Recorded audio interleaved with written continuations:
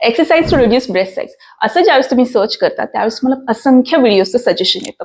यामध्ये वेगवेगळ्या exercises demonstrate केल्या जातात आणि असा क्लेम केला जातो की या एक्सरसाइजेस केल्याने तुमची ब्रेस्ट साईज म्हणजे स्तनांचा आकार हा कमी असतो.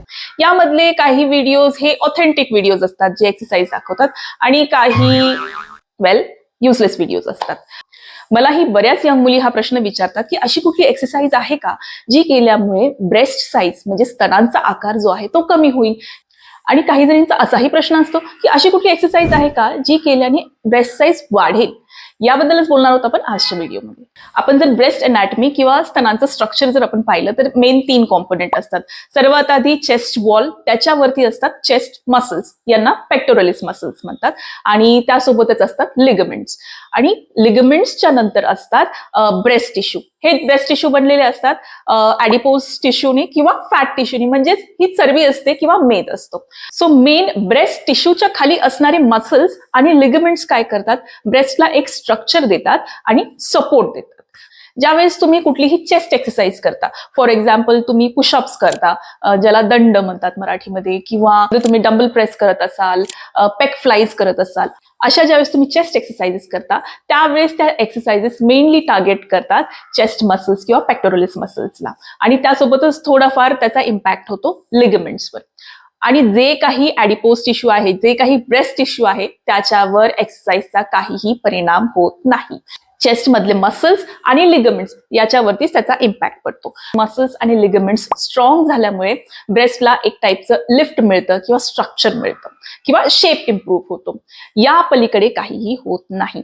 एक्सरसाइजचा ब्रेस्ट साईज वरती काहीही इम्पॅक्ट होत नाही. एक्सरसाइज केल्यामुळे तुमचं स्तनांचा आकार कमी किंवा जास्त होत नाही.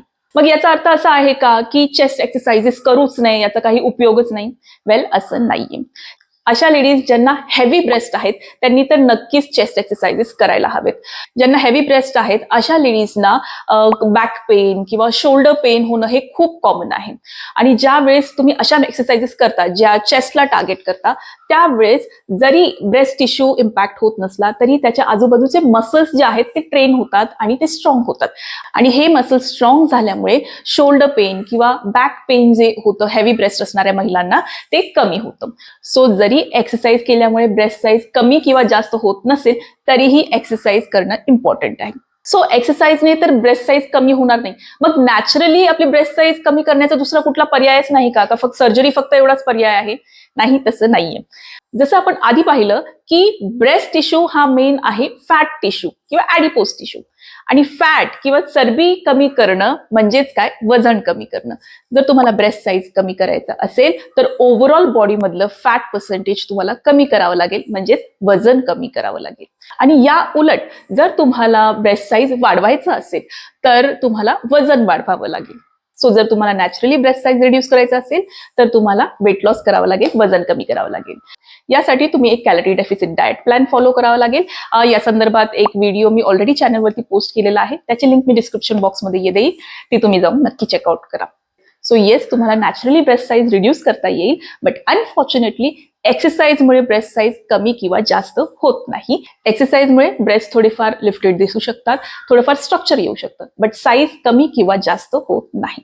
शेअर करा हा व्हिडिओ तुमच्या ओळखीतल्या लेडीज सोबत आणि व्हिडिओ आवडला असेल तर नक्की लाईक करा आणि चॅनलला सबस्क्राईब करा. भेटूया पुढील व्हिडिओमध्ये. Till then, bye bye.